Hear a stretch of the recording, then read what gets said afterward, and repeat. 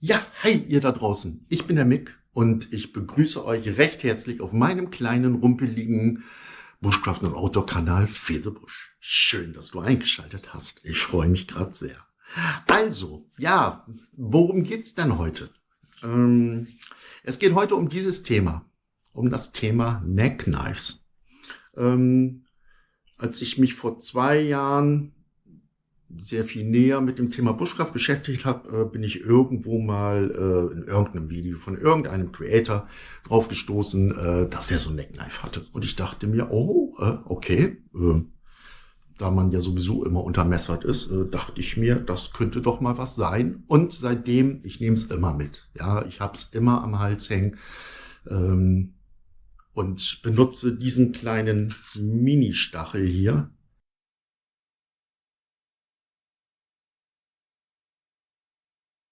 Ja, guckt euch das mal an. Ja, das ist wirklich ein kleiner Stachel. Den benutze ich seit über 2 Jahren und bin auch im Prinzip zufrieden damit. Aber ja, da sind wir beim Thema Untermesserung. Das hatte ich letzte Woche mal wieder, so einen ganz leichten Anflug. Und ich dachte mir, da habe ich nämlich ein Neckknife schon lange auf dem Schirm und ich dachte mir, vielleicht ist es an der Zeit, das kleine Teilchen hier mal abzulösen oder zumindest eine Alternative dazu zu haben. Denn manchmal ist es mir tatsächlich ein bisschen zu klein. Und ja, da dachte ich mir, schau doch mal in deine Wunschliste, da war doch was. Ja, ich habe es dann natürlich auch wiedergefunden. Und der Amazon-Mann hat mal wieder nicht geklingelt, sondern das Paket einfach irgendwo hingelegt. Aber es ist gestern gekommen. Und ich habe mich mal wieder sehr diszipliniert und habe es noch nicht geöffnet. Kein Fake. Ich habe es noch nicht geöffnet, denn genau das möchte ich wieder mit euch gemeinsam machen. Und dementsprechend gehen wir jetzt runter in den Bushcraft-Keller und machen wir mal ein gemeinsames Unboxing. Ein bisschen messen, ein bisschen gucken, ganz, ganz wichtig, erster Eindruck, ein bisschen befummeln, schnuppern wohl eher nicht, weil es keine Lederscheide, aber ein bisschen befummeln, wie liegt's in der Hand, weil ich habe nämlich auch schon ein paar schlechte Erfahrungen. Ich habe schon das ein oder andere Messerchen als Alternative hier zu mir bestellt und die sind allesamt wieder zurückgegangen. Aber auch dazu später unten im Bushcraft-Keller mehr. Und dann schnippeln wir jetzt mal gleich ein bisschen mit den Teilchen hier, nachdem wir uns das angeguckt haben, gemessen haben, gewogen haben und so weiter. Dann schnippeln wir ein bisschen was. Ja, und gucken mal, ob das was taugt. Eins kann ich euch jetzt schon mal sagen. Das, was hier drin ist, dieses kleine Neckknife, das ist ein Neckknife, was aus meiner Sicht am allermeisten polarisiert. Im Gegenzug zu den anderen Herstellern. Aber ja, lang genug der Vorrede. Wir gehen jetzt runter. Bis gleich.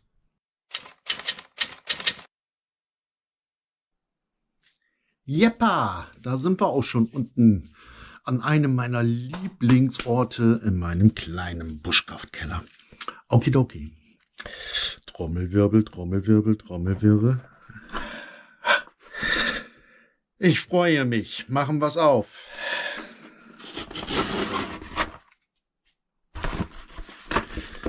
So, da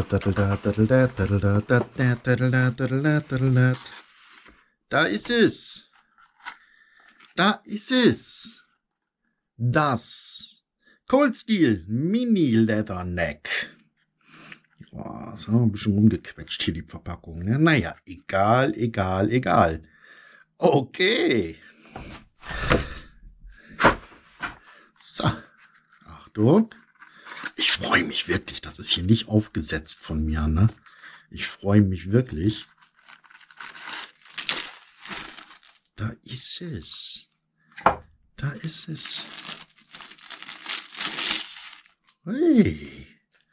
Hallöchen, du kleines Ding. Herzlich willkommen bei mir. Hast du jetzt ein neues Zuhause? Wollen wir mal gucken. Oh, vom Gewicht her? Ja. Geht in Richtung grenzwertig für ein Neckknife. Denn mein kleiner Stachel. Na komm, egal. Wir machen jetzt mal, bevor wir bevor wir das Teil rausholen, gucken wir mal, was es wiegt. So, mit Scheide 123 Gramm. Und was macht hier mein kleiner Stachel? Naja gut, 89 Gramm. Aber ist ja auch der kleine Stachel und in keinster Art und Weise damit zu vergleichen. Okay, darum soll es jetzt aber ja auch gar nicht gehen. Übrigens, dazu kommt irgendwann mal vielleicht noch ein Kurzreview. Wenn ihr Lust habt, könnt ihr das ja mal in die Kommentare schreiben. Weil wie gesagt, eins kann ich euch sagen, ich habe es seit über 2 Jahren wirklich in Benutzung. Also, wenn ihr Interesse habt, lasst mir einen Kommentar da. Okay, so, einer der ersten wichtigen Punkte. Wie flutscht ein Messer aus der Kydex-Scheide? Gerade bei einem Neckknife muss das völlig geschmeidig gehen. Da kannst du nicht, also ich jedenfalls, möchte da nicht mit der zweiten Hand rummachen und so. Das muss alles so. Mal gucken. Guckt. Oh, habt ihr gesehen, wie die wegflutscht?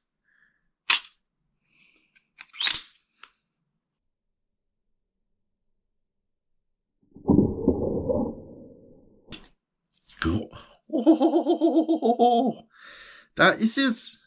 Das kleine Mini-Bowie. Mal eben die Waage mal eben weg hier. Gleich ganz wegstellen. So. Sehr schön. Sehr schön. Wow. Wow. Wow. Oh, schön, das ist sogar ein bisschen eingeölt. Mal gucken. Ui, alter Schwede. Das ist mörderscharf. Okay. So, guckt euch das mal an. Hier, ist das nicht schön? Ist das nicht schön? Warte mal, ich mach mal eben die zweite Kamera an, dass wir uns das mal ein bisschen im Detail mal angucken können. Achtung. Gucken wir mal. Hier, da ist es. Hallöchen. Na, komm, Fokus.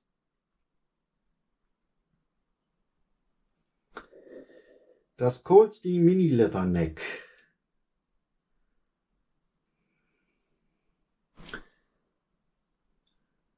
Geil. Okay. So. Erstes Befummeln, habe ich gesagt, ne? Wichtig. Und ich sag euch, großartig. Absolut. Sofort kann ich jetzt schon sagen, ohne dass ich jetzt hier in so einem Neukauf-Hype irgendwie maßlos übertreibe, für meine Hände, also großartig, grandios. Meine Hände, mögen vielleicht nicht der Maßstab sein. Ich habe für einen Kerl eigentlich recht kleine Hände.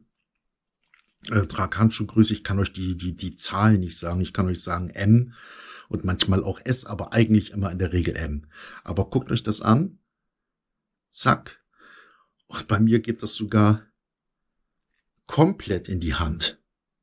Und ich kann richtig schön zugreifen. So, das Parierelement ist das so. Erstmal ist es schön rund, keine scharfe Kante. Nein, alles perfekt. So kann man da drüber greifen. Oh ja, sehr gut. Wow, ich bin gerade verliebt. Ich bin gerade wirklich verliebt. Der Griff ist auch wirklich richtig smooth und muggelig. Fühlt sich einfach großartig an. Gucken wir uns die Scheide nochmal genauer an. Okay, das ist die typische Cold Steel CQX Scheide. Es ist keine Kydex, das ist ein Kunststoff. Oh, guck mal, und sogar hier ein Drainageloch. Ja, cool. Na cool, was will man denn mehr? Sehr geil. Guck mal. Oh, hier. So muss das sein. So und nicht anders. Rattelt da irgendwas? Gar nichts. Das fällt auch nicht raus. Also, perfekt, perfekt, Perfekt, perfekt, perfekt. Sorry, Leute, ich bin ein bisschen gehypt. Und damit ich euch mit dem Hype nicht so zuquatsche, mache ich jetzt mal eben kurz auf Stopp, um mich mal ein bisschen abzukühlen, weil ich das gerade total, wirklich, ich finde es gerade richtig, richtig gut. Also, ich drücke mal eben kurz auf Stopp und komme gleich wieder, ja? Ein bisschen abkühlen. Okay? Bis gleich. So, ich habe mich abgekühlt. Und wisst ihr, warum ich so gehypt bin? Ja, erstmal wegen der Sache an sich. Aber ich blende euch jetzt mal ein Foto ein. Achtung. 3, 2, 1. So, und wie ihr seht, ich habe schon einmal ein Neckknife von Cold Steel gehabt, nämlich auch mit der Bowie-Klinge. Und das war von Tag 1 an eine Hassliebe. Ich habe es geliebt auf der einen Seite, es war top verarbeitet. Ich habe es auf der einen Seite geliebt und auf der anderen die Klinge. Perfekt, prima alles. Aber dieser Griff hat mich irre gemacht. Und auf der einen Seite fand ich es wirklich richtig, richtig cool, auch stylisch, aber ich habe einfach ein Problem mit diesen vorgefertigten Griffformen. Und damit konnte man noch nicht mal irgendwie einen Apfel vernünftig schälen oder, ach, das war, aber zwischendurch habe ich es dann wieder geliebt, weil die Klinge so toll war und, aber ganz am Ende habe ich dann gesagt, für über 30 Euro, das will ich nicht rumliegen haben, das werde ich nicht auf Dauer mitnehmen. Deswegen habe ich es zurückgeschickt. Und dementsprechend bin ich jetzt, machen wir das Bild mal wieder weg, dementsprechend bin ich jetzt natürlich umso beruhigter und umso erfreuter einfach auch, dass dieses Messer so toll in der Hand liegt und einfach so einen geilen Eindruck macht. Oh Leute, ich bin richtig in love. Ich bin sehr in love. Okay, ob das auch so bleibt, das gucken wir jetzt mal. Also, als erstes Grundschärfe. Na, wie gesagt, das fühlt sich schon alles rattenscharf an. Als erstes. Oh, ja. Falscher Winkel. Na.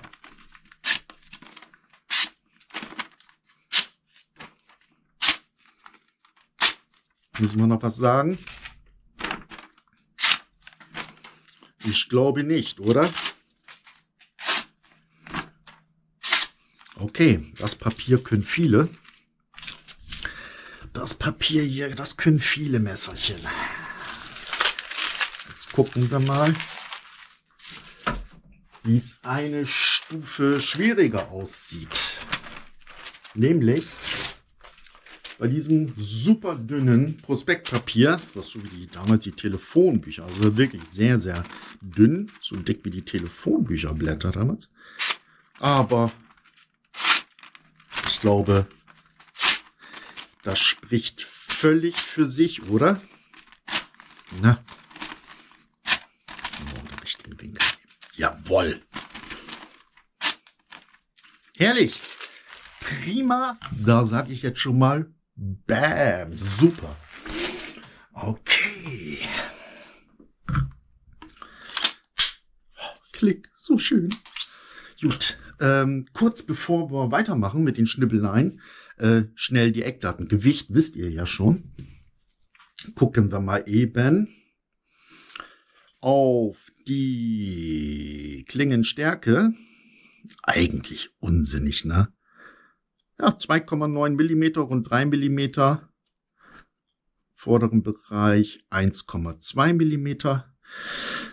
Gucken wir mal eben, wie lang das Ding ist. Ah, das machen wir nicht so.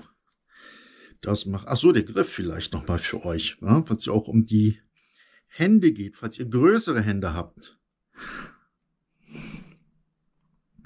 Ja, rund 20 mm.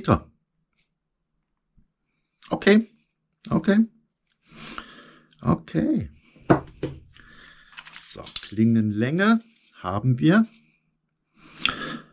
Rund, nicht nur rund, exakt genau an der längsten Stelle 8,7 Zentimeter.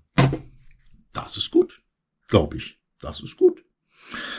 Okay, dann besorge ich mal was zum Schnibbeln. Kleinen Moment. Okay, so, wofür nimmt man denn so ein Neckknife? Ja, Zum Beispiel, ich nehme es regelmäßig, um zum Beispiel mal eben ein Paracord zurechtzuschneiden. Bevor ich da mein langes, weil ich habe leider eine Vorliebe für große und lange und schwere Messer, bevor ich dann mein großes Messer aus der Scheide hole, ja, greife ich lieber ans Brustbein und ziehe mal eben schnell das Neckknife. So, hier haben wir handelsüblichen Paracord. Oh, Butter. Butter, aber es war ja auch nicht anders zu erwarten. Butter. Sehr schön. Eine Nummer dicker. Gucken wir mal, wie sie es hier schlägt. Na. Ebenso. Geht so einfach durch. Ein Träumchen. Sauber. Okay. Jetzt kommt ein kleiner Test. Ihr werdet sagen, was macht er jetzt denn? Ich finde das sehr gut. Ich habe das irgendwo mal bei jemandem gesehen. Ein ganz normales Küchentuch. Ein bisschen gefaltet und ganz eng zusammengerollt. Ne? Und ich finde das gar nicht schlecht, weil wenn du dann da so Ausrisse hast, dann fehlt da ja doch ein bisschen Schärfe. Wir gucken mal. Ohne Druck einfach schön durchschneiden. Wow. Guckt euch jetzt mal hier die Schnittkante an. Na, komm, Fokus.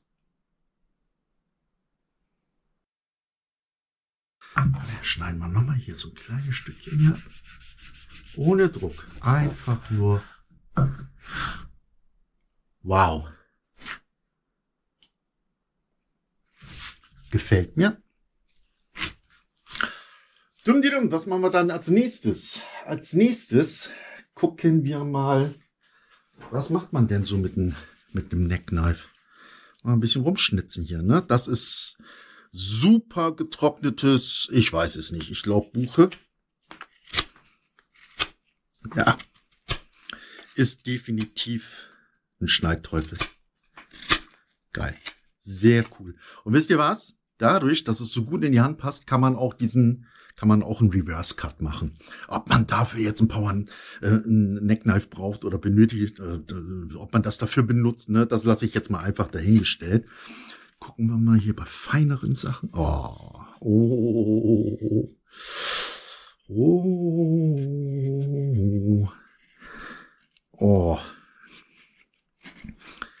Ein Träumchen. Ein Träumchen. Na, so, guck mal nochmal hier. Mal hier. Guck mal hier. Na. Warum willst du denn das hier nicht fokussieren? Gibt's doch nicht.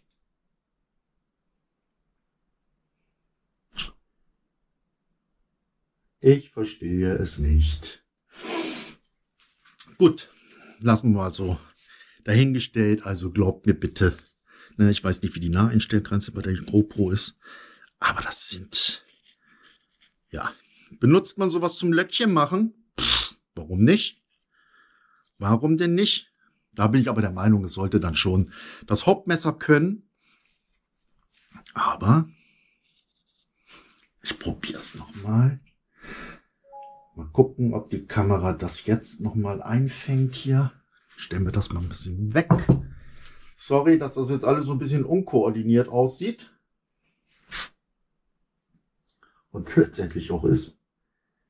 Na, komm.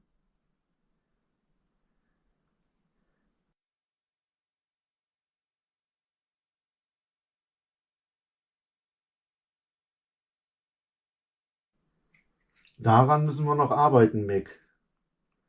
Also diese Detailaufnahmen, die sind noch nicht so pralle. Von der Technik her. Da müssen wir noch was dran ändern.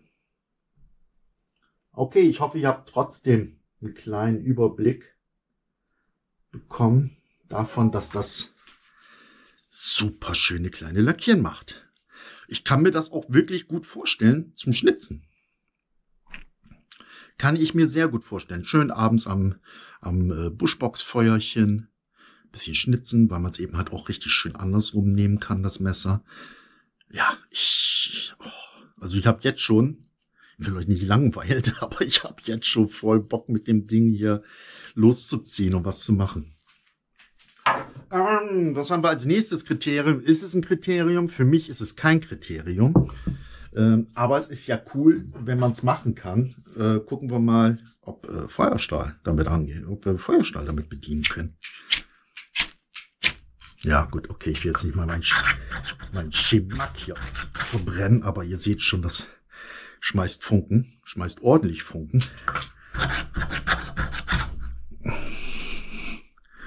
Jo. Ich glaube, da vorne schmeißt es noch. Ach, da vorne schmeißt es noch. Guck mal hier. Hier vorne. Wow. Besser als jeder Striker. Wirklich besser als jeder. Perfekt. Perfekt. Hätte ich jetzt nicht gedacht. Hätte ich jetzt wirklich nicht gedacht. Ja, schön. Nochmal ein zusätzlicher Hinzugewinn. Der, wie heißt es so schön, Usability. Gut, last but not least. Bushcraft Camp. Abends schön Essen machen. Das ist eine weiche Tomate. Gucken wir mal, wie sich das Messer dabei schlägt. So, nachdem das erste Tomatenvideo irgendwie voll in die Hose gegangen ist mit der zweiten Kamera hier, noch einmal kurz, nochmal eben schnell nach oben gegangen, neue Tomate geholt. Also, so Situation, abends am Campfeuer, natürlich kochen, gar keine Frage. Eigentlich habe ich dafür immer ein Opinel oder sowas dabei oder eben halt ein Beimesser zu meinem großen Messer. Aber vielleicht kann ich mir das ja auch sparen, weil Schnitzen, haben wir schon gesehen, ist cool. Sehr, sehr cool. Vielleicht kann ich ein Beimesser sogar drauf verzichten. Na, gucken wir mal, wie es dann jetzt hier mit der Tomate aussieht. Und das ist wirklich eine sehr reife Tomate. Ne? Also mit den härteren Tomaten kannst du ja fast jedes Messer irgendwie. Gucken wir mal. So, wechseln wir auf die zweite Kamera. Da sind wir auch schon. Fokus, okidoki. So, schauen wir mal. Guck mal, hier, das ist jetzt wirklich, ihr seht, ich übe jetzt wirklich keinen Druck aus. Guckt euch das an. Ist das nicht schön? Oh ja. Komm, machen wir mal eine schöne, dünne Scheibe. Für die Zuschauer hier. Wow. Guck mal. Ist das nicht toll? Ja. Ich bin wirklich begeistert. Ja, ich denke, das habt ihr jetzt schon genug mitbekommen, dass ich wirklich begeistert bin. Cold Steel Mini Leatherneck. Ein geiles Teil, finde ich. Und ihr könnt mir glauben, ich verteile nicht so schnell irgendwelche Vorschusslorbeeren, bevor ich es nicht ein bisschen länger getestet habe. Aber hier ist der erste Eindruck schon so genial. Vielleicht kann ich das auch nur für mich persönlich ganz gut beurteilen, dass ich deswegen jetzt auch so gehypt bin oder so überzeugt gehypt bin, weil ich eben halt sehr, sehr viel mit einem Neckknife arbeite. Und das ist also absolut kein Vergleich zu meinem bisherigen Stachel, den ich hatte. Okay. Dann soll es das jetzt auch mal gewesen sein. Ach nee, noch was Wichtiges. Vielleicht wollt ihr wissen, in welcher Preislage das liegt. Ich blende euch mal kurz ein Bild ein. So, da könnt ihr euch einen kleinen Überblick machen oder verschaffen. So, das soll es auch schon mal gewesen sein. Zack. Also, 30 Euro, viel Geld. Gar keine Frage. Stand jetzt, und ich glaube, da wird sich auch nichts dran ändern, es sei denn, dass der Pariersteg hier irgendwann in Kürze anfängt zu wackeln oder sonst irgendwas. Nein, also alles aber kann ich mir nicht vorstellen.